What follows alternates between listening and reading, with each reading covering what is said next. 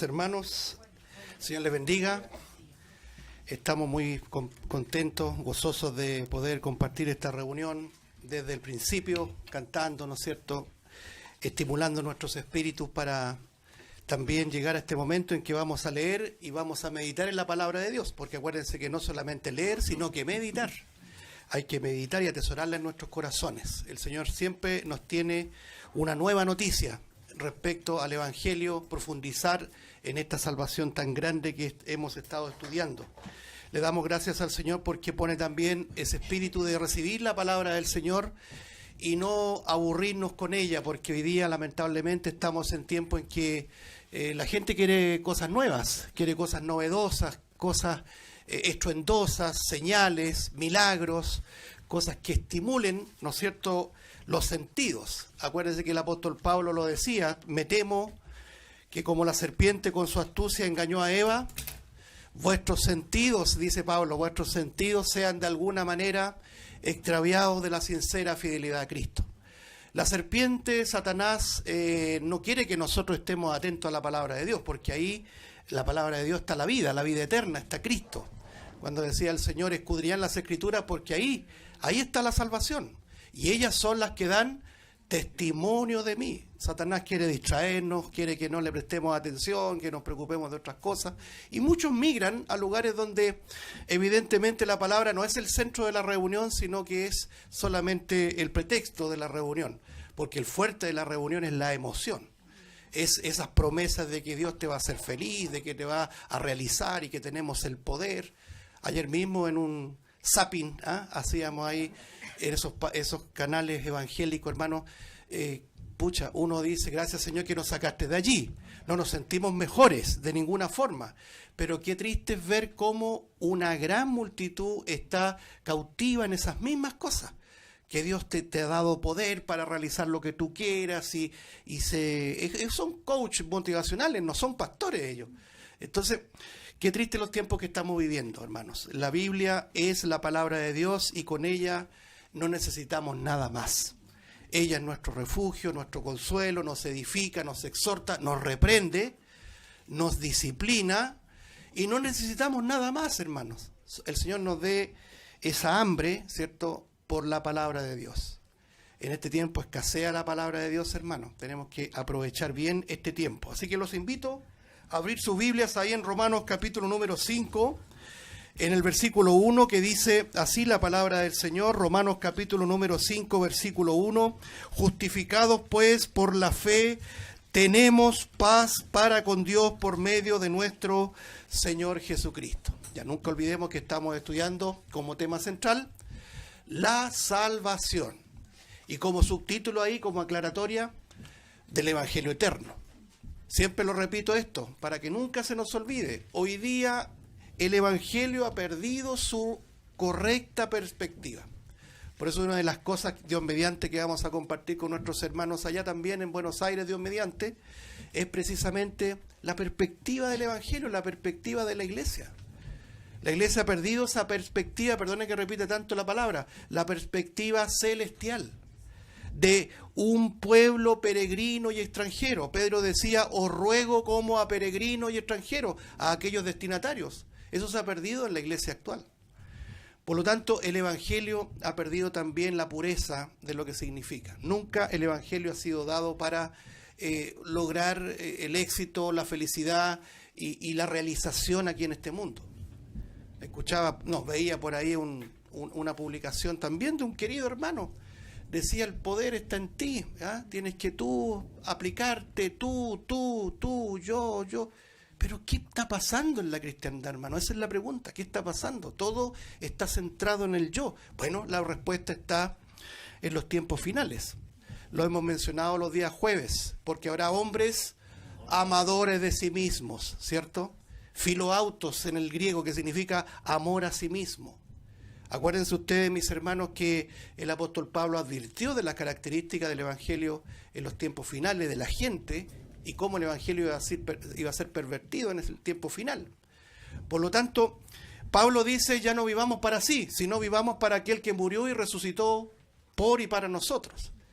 Eso estamos estudiando los días jueves en el estudio de Romanos. Pero estas cosas se van complementando una reunión con otra, y llegamos al estudio de los domingos en la mañana, donde hablamos de la salvación desde el punto de vista bíblico, eterno, donde el Señor, incluso el texto que citaba nuestro hermano Claudio, aparece en todos los tiempos, ¿se acuerda? Damos gracias al Señor que os haya escogido desde antes para salvación. Y después dice, nos llamó por medio de nuestro evangelio para la gloria. Fíjese, eternidad pasada, tiempo presente y eternidad futuras. Eso se repite insistentemente en la Biblia. Y eso hay que cultivarlo, mis hermanos, con hermanos que se nos crucen por el camino de otras iglesias, decirle la perspectiva del evangelio, de la iglesia. Y el Señor abre el corazón, el Señor hace la obra. Así como un día el Espíritu Santo nos sacó del sistema, así también los puede sacar a ellos, para la gloria de Dios. Porque nuestro interés no es hacer prosélitos, ni capturar adeptos, no nos interesa eso. Debemos predicar el evangelio para que el Señor haga su obra, ese llamamiento eficaz. Yo estoy a la puerta y llamo, dice el Señor a la iglesia final, y el que abre la puerta, entraré a él y cenaré con él y él conmigo. Se establecerá esa comunión que antes no teníamos.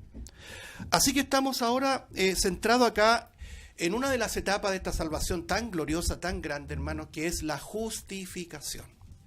Ya hemos hablado de un punto intermedio muy importante, que era el asunto del libre albedrío, ¿se acuerdan? La gran pregunta, ¿el hombre para con Dios? Voy a ir directo. ¿El hombre para con Dios tiene o no tiene libre albedrío? No tiene libre albedrío. ¿Y por qué decimos nosotros que no tiene? ¿Qué dice la Biblia respecto a confirmar que el hombre, cuando digo hombre digo mujer, no tiene libre albedrío? Es decir, no tiene elección para escoger a Dios. Porque estábamos muertos en delitos y pecados. Un muerto no tiene capacidad de elegir, de deliberar, a menos que el muerto reciba vida. Y eso es lo que hizo el Señor, nos dio vida cuando estábamos no moribundos, dice, estábamos muertos en nuestros delitos y pecados.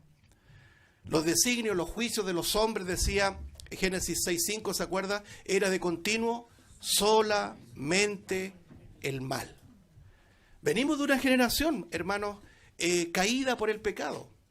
Y aún siendo creyentes, y esto quiero que siempre lo escuchen muy bien, aún siendo cristianos, seguimos siendo pecadores. Pero gracias sean dadas al Señor, primero porque ya estamos salvados, ya estamos justificados. Es decir, hemos sido declarados justos. Lo vamos a repetir nuevamente esto. Entonces no hay nada, ninguna condenación que nos pueda poner en duda nuestra salvación. Nada, absolutamente nada. Romanos 8:1 dice, ninguna condenación hay para los que están en Cristo Jesús. Si estamos en Cristo, dentro de Cristo, no hay ninguna condenación, ningún juicio pendiente. Imagínense qué gozo más grande. Mire, pensaba yo, a veces pienso, hermano, pensaba durante la semana esto. Qué importante esto. Cuando usted ve un juicio, ¿cierto? Y el culpable es sentenciado, hay un tiempo que pasa entre el juicio, la sentencia y el cumplimiento de la condena, ¿cierto? Pero va a llegar ese día en que la condenación va a ejecutar el fin de todo este proceso judicial, por decirlo así. Y ese es el juicio del gran trono blanco. Y nosotros, siendo culpables, hemos sido sacados de aquello. No hay ningún juicio pendiente. Es como que te dijeran, tú sabes que eres culpable. Y alguien te dice, ya no tienes ningún expediente que esté ahí en juicio. No hay ninguna causa que te acuse. Pero eso no puede ser. En el Evangelio uno dice, gracias Señor, porque toda esa carpeta tuya y mía quedó clavada en la cruz. Eso es glorioso, hermano. Si este evangelio que estamos predicando no tiene nada que ver con sanidades, sueños, es salvación de tu alma, hermano. Es perdón de pecado. ¿Qué sacas con tener vida plena y salud plena y felicidad emocional plena si te vas a ir al infierno? No tiene sentido. Es la salvación de nuestra alma. Porque ahí está la vida. Para siempre, jamás. Esa es la médula, la esencia del evangelio. El perdón de pecado, la justificación. Entonces, estuvimos hablando que no hay libre albedrío.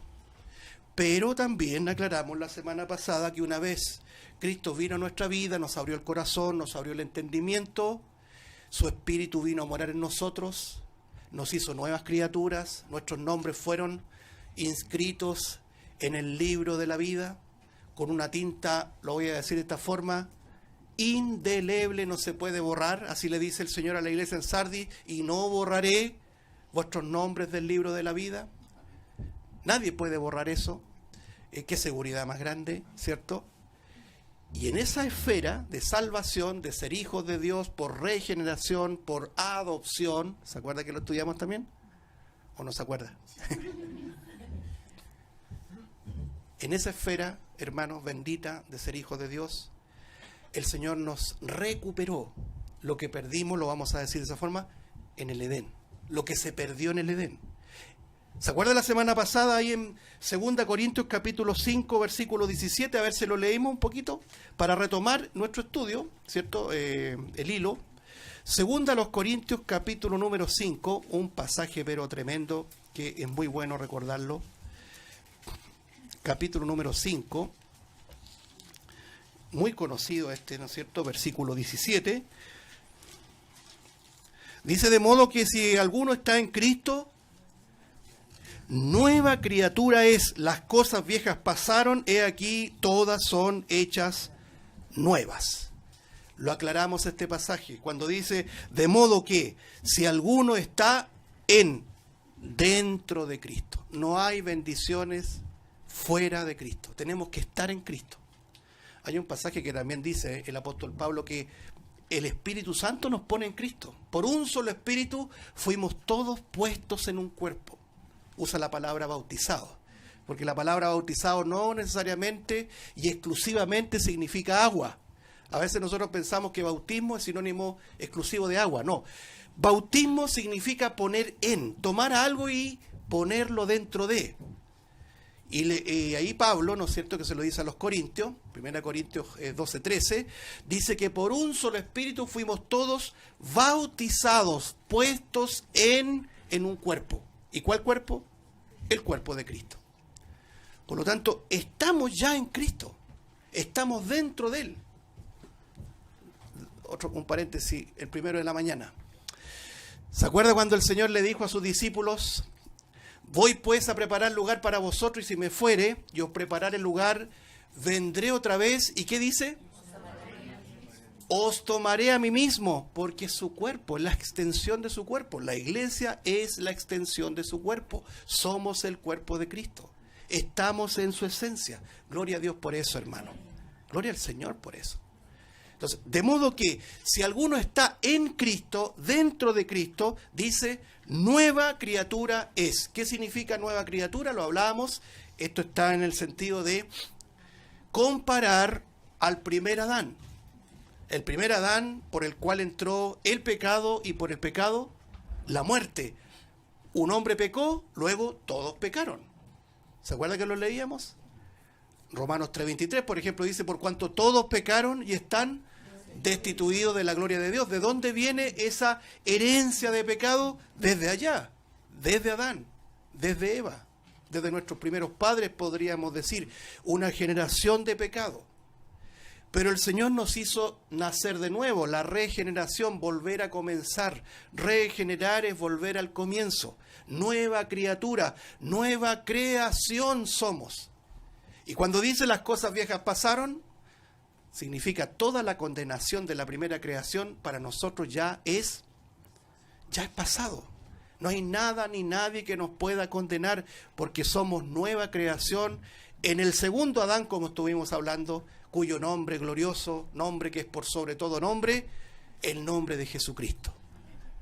Entonces, cuando leemos este versículo, que ha sido malinterpretado lamentablemente, como lo hemos dicho, y entra en conflicto en la enseñanza con algunos hermanos, porque con mucha justicia se preguntan, si dice que yo soy nueva criatura, ¿por qué todavía veo en mi vida, dice el creyente, veo cosas contradictorias? Cosas que pienso, cosas que hago, cosas que no hago debiendo hacerlas. ¿Por qué me cuesta tanto servir al Señor si soy nueva criatura? Y entras en esos conflictos, ¿no es así? Como lo decía la semana pasada y siempre lo estoy repitiendo, el primer conflicto de un creyente nuevo es que al corto plazo de su conversión empieza a descubrir que todavía en sus miembros, en su cuerpo, aún mora el pecado. Y como a veces no hay doctrina, hay muchos que dicen, bueno, si tú estás en pecado, que no te has convertido, tienes que convertirte bien, pues, ¿ya? Y algunos se reconvierten y levantan la mano varias veces para reconvertirse y no hay solución. Y algunos dicen, voy a tener que meter al agua de nuevo porque parece que quedaron algunos pecados. Eso es un asunto de doctrina, ¿se fija? No, la Biblia enseña con claridad que tú y yo, aún siendo cristianos, todavía somos pecadores. Con la diferencia que el Espíritu Santo obra en nosotros y nos dice, has pecado, pide perdón, vuélvete al Señor. Porque cuando uno peca pierde el gozo, no pierde la salvación, pierde el gozo. Queda inactivo para servir al Señor, porque viene un peso. Y si nosotros no dejamos ese peso en la cruz de Cristo, vamos a ir de mal en peor. ¿Qué hace un hermano o una hermana en pecado? Se empieza a alejar de la comunión. Es la peor solución que uno puede buscar. Tiene que doblar la rodilla, Señor, he pecado contra el cielo y contra ti. Pero tú tienes multitud de pecados, multitud de misericordias. Restaura mi vida. ¿Y el Señor qué es lo que hace? Nos restaura, hermanos. Pero decir que este texto significa que toda nueva criatura ya no tiene ninguna relación con el pecado, eso es falaz y no es lo que enseña la Biblia. El apóstol Pablo decía, descubro en mi vida, decía él, Romanos 7, una ley en mis miembros, decía. Fíjense que una ley es algo que está dictaminado y que nadie la puede torcer. Por ejemplo, la ley de la gravedad. Aquí no vamos a discutir si es verdad o no. Usted solamente tira una manzana para arriba y le va a caer en la cabeza. Es una ley. Nadie puede discutir una ley. ¿Se entiende?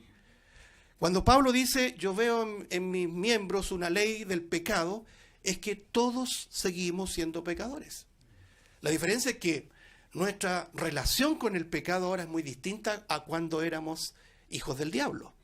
Nosotros vivíamos para el pecado se enseñoreaba de nosotros. Pero ahora nosotros odiamos el pecado, no queremos pecar y nos entristecemos mucho cuando pecamos. Si no es tu experiencia, ahí estamos en problemas.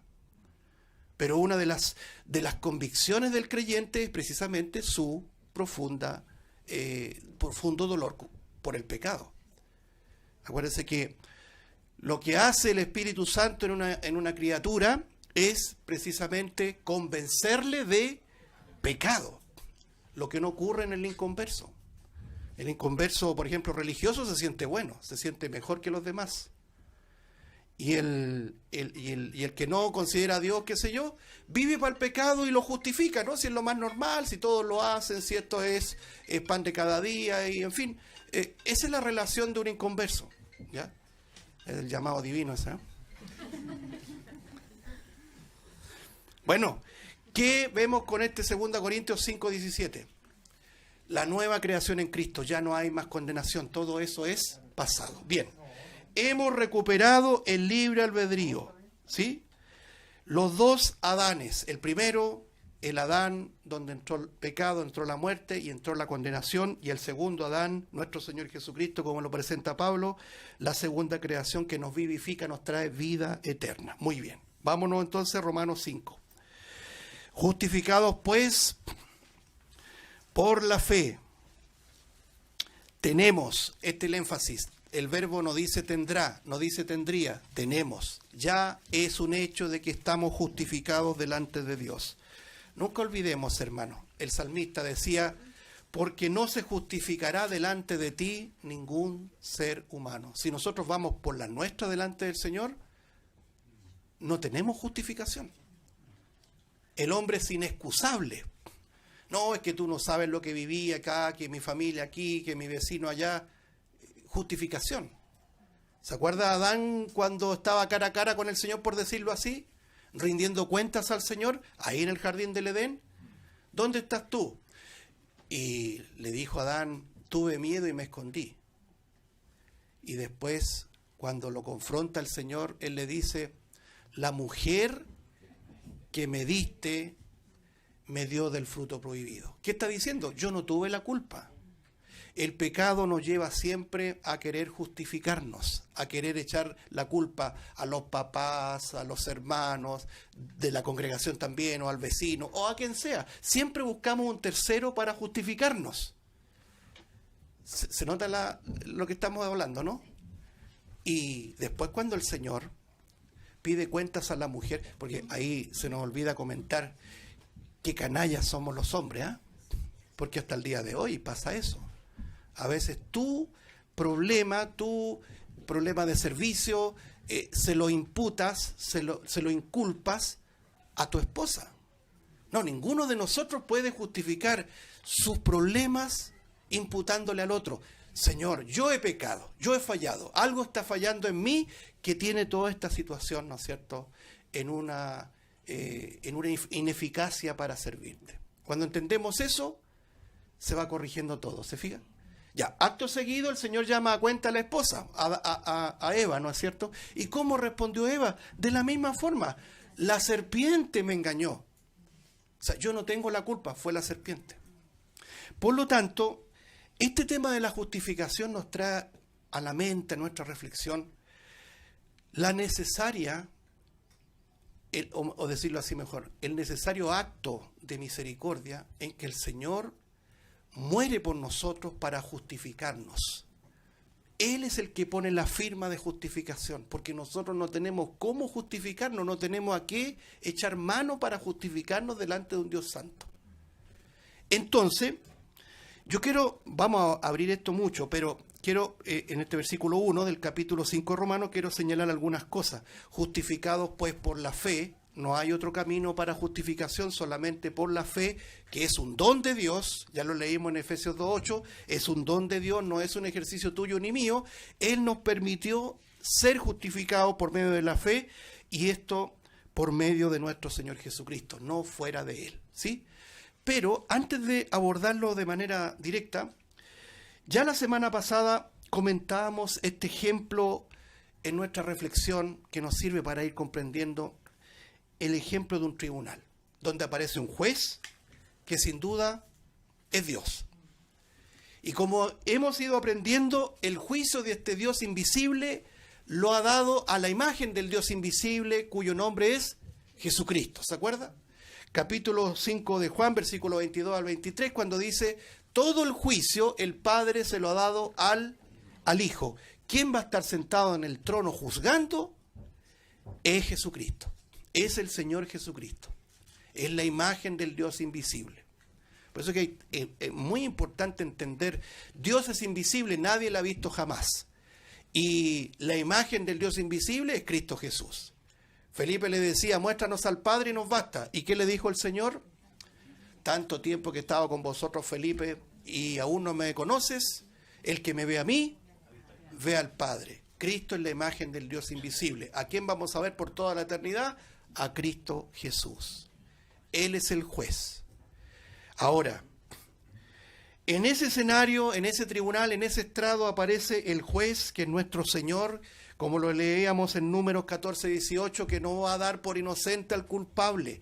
Por eso esto es tan importante. Si nosotros seguimos caminando por la senda, o como lo he llamado yo, la columna de la justicia de Dios, todos nosotros seríamos condenados. Porque nadie puede saltar, esquivar la justicia de Dios, hermano. Es que para cumplir la justicia de Dios tenemos que ser tan santos como Cristo. Y tú y yo somos pecadores. No hay salida por la justicia de Dios. El apóstol Pablo dice en Romanos 6:23, primer cuerpo, la paga del pecado es muerte. Esa es la justicia de Dios. La segunda parte, más la dádiva de Dios es vida eterna en Cristo Jesús. la salvación, la gracia, la misericordia. Gracias a ese versículo completo tenemos salvación. ¿Se entiende? Bien. Aparece el juez, pero también aparecemos nosotros, los culpables. Romanos 3:23, por cuanto todos pecaron, están destituidos de la gloria de Dios. Ya lo hemos leído, ¿cierto? Ahí estamos nosotros, confirmadamente culpables. Romanos capítulo 5, versículos 7 al 8, mas Dios muestra su amor para con nosotros en que siendo aún pecadores, Cristo murió por nosotros. Note ese versículo. Si usted lee el versículo anterior, versículo 7, dice: ciertamente apenas morirá alguno por un justo, con todo, pudiera ser que alguno osara morir por el bueno. Lo más lógico es que alguien haga una obra por alguien que lo merece, ¿no es así? Eso es lo que está diciendo el pasaje. Que lógico sería que Cristo hubiese muerto por los buenos.